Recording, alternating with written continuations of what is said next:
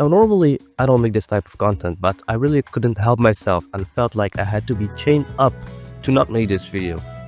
In what should have been a moment of triumph for Nintendo with the reveal of highly anticipated titles like Mario Kart World, Metroid Prime 4 and the new Donkey Kong, Nintendo now finds itself entangled in a self-made public relations mess. The spark that ignited the controversy was basically the $80 to $90 price tag for the upcoming Mario Kart World game, with strong implications that this pricing could become standard for Switch 2 titles moving forward, and the fact that they didn't talk about prices at all, and we ourselves had to do research scrolling miles through the Nintendo website to finally know that Nintendo is a greedy company with the price tags that are insane. Nintendo's apparent inability to adapt to modern day expectations around transparency and corporate accountability and to actually communicate with their fans is the root problem from how I see it, as they turned off the comments on their Treehouse livestream that was yesterday.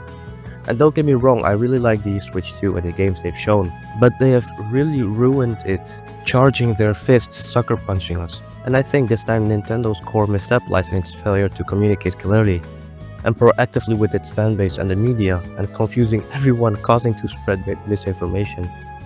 The $80 pricing wasn't officially addressed in the initial presentation, leaving fans to discover the figure through press releases and online listings. And this lack of transparency immediately created an information vacuum, which was quickly filled with frustration, speculation, and misinformation. Making matters worse, Nintendo representatives at press events refused to comment on pricing, instead directing inquiries to the official website.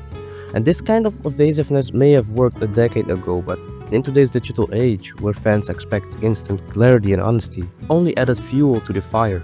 Instead of just taking control of the narrative and being responsible, Nintendo allowed it all to spiral, transforming what should have been a triumphant game review into a crisis of confidence. Nintendo is no stranger to controversy, from the backlash over Metroid Prime Federation Force to the poor reception of the Wii U and the missteps around Animal Crossing Pocket Camp monetization.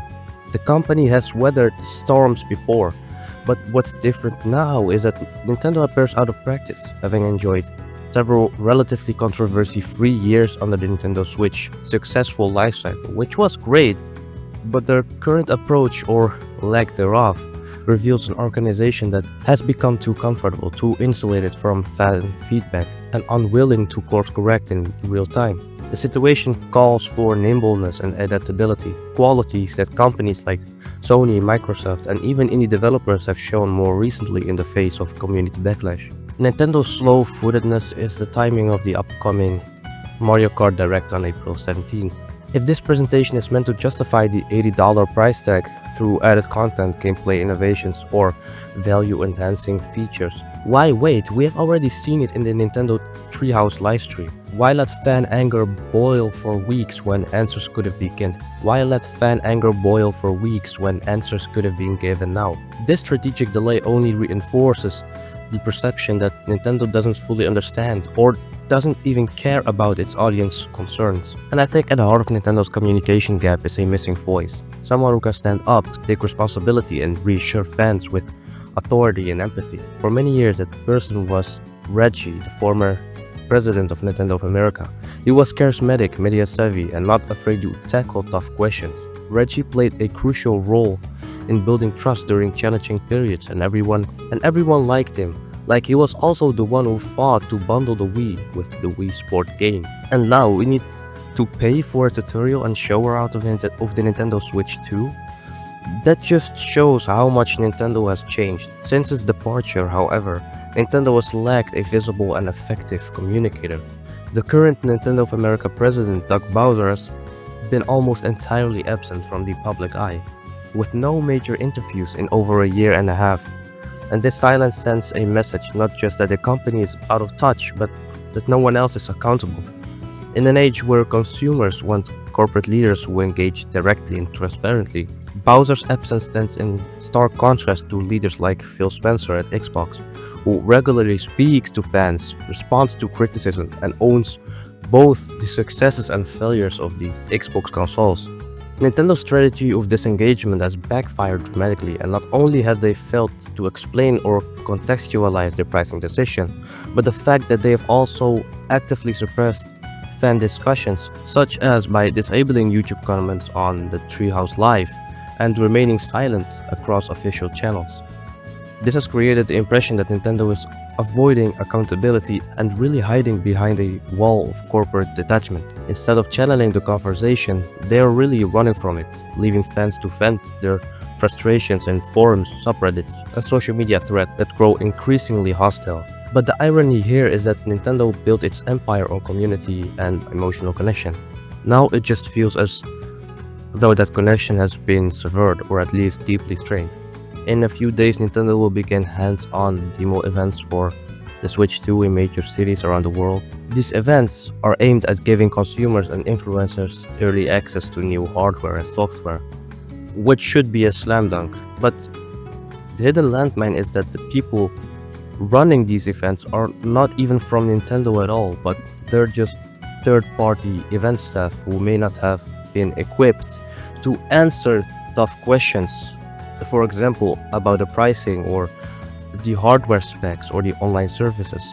Imagine a scenario where an eager fan asks why Mario Kart World is $80 digital and even $90 if you want a physical copy, and the staffer gives a poorly worded or speculative answer. If that moment is recorded, clipped, and posted online, it definitely will go viral instantly, further damaging Nintendo's already fragile messaging. Without a consistent and clear company line and proper training for those on the front lines, Nintendo is really playing a dangerous game at these public events. But let's talk about the controversy itself. $80 for a base game and $90 for a physical copy, at least for Mario Kart World. This is both a financial and psychological decision. For years, $60 has been the industry standard for new releases, but the move to $80 for current gen, like the PS5 and Xbox Series S and X titles, was already a bit controversial. But Nintendo decided to jump to $90 and skips past that entirely. Even worse, early listings suggest that the physical edition may cost up to $90, leading some to worry about the future, where $100 base games will become normalized. The optics are terrible, especially when Nintendo is already seen as charging premium prices for games that rarely drop in value at all. I mean, try to buy a copy of The Legend of Zelda Breath of the Wild for the Switch 1. You still will be charged a $70. Nintendo may be dealing with internal factors like rising development costs, new tariffs, or even a more expensive cartridge format for the Nintendo Switch 2 that are really putting pressure on them to raise game prices, even if they haven't shared those reasons publicly. But without communicating any of this to fans, the price feels arbitrary and exploitative. This fuels the broader narrative that Nintendo cares more about revenue than respecting their customers. Lost in all the controversy, there lies a tragic truth. Nintendo has some genuinely great games on the horizon. The new Donkey Kong game looks like a vibrant return to form. Metroid Prime 4 may finally deliver the ambitious vision fans have waited years for, and Mario Kart World on paper could be the most expansive and feature-rich entry in the series. But all of that is being overshadowed by the pricing debate. Fans aren't really talking about the gameplay, the graphics, or innovations. They're only talking about the costs, corporate arrogance, and broken trust, like you can see in the live chat of the previous Treehouse livestream. And this kind of buzz is toxic in the long run. It poisons word of mouth, dampens launch excitement, and may hurt sales, even if the games themselves are really outstanding, which they really are. Right now, the company appears to be in a freeze mode, neither defending its decisions nor adjusting them and letting the mayhem go on the internet.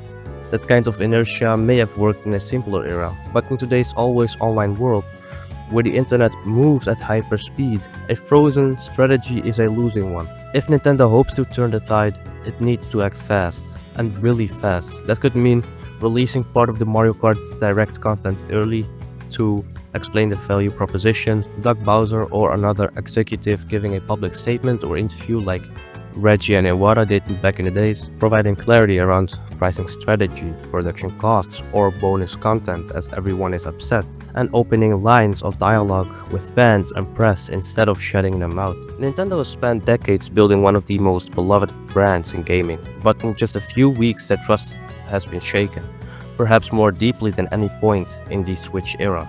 The fans aren't asking for much: clarity, respect, and honesty. They want to know why a beloved franchise now costs $80, and they want to hear it directly from the company they've supported for years. The question now is whether Nintendo will respond or remain silent while the backlash grows. Will Nintendo continue to ignore its community, hoping the controversy fades? Or will it finally step forward, explain its reasoning, and earn back the goodwill it's putting at risk? Well, we'll see. That's it for today. If you like this video, please subscribe, comment, and don't forget the bell. Well, if you have liked this video, comment down below. Subscribe, maybe it will really help the algorithm. Take care, and I'll catch you in the next one. Bye bye.